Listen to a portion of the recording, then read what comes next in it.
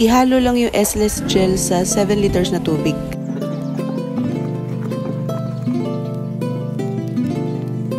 Next na ilagay yung pure degreaser. Susunod naman natin ay ang pure foam booster.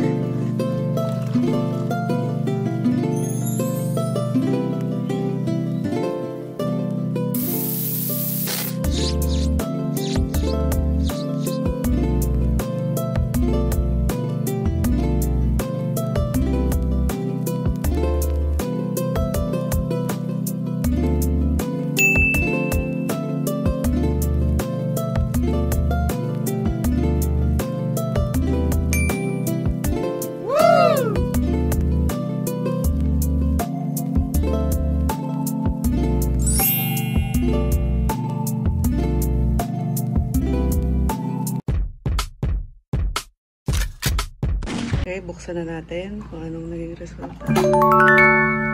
Tapos, lagay natin dito sa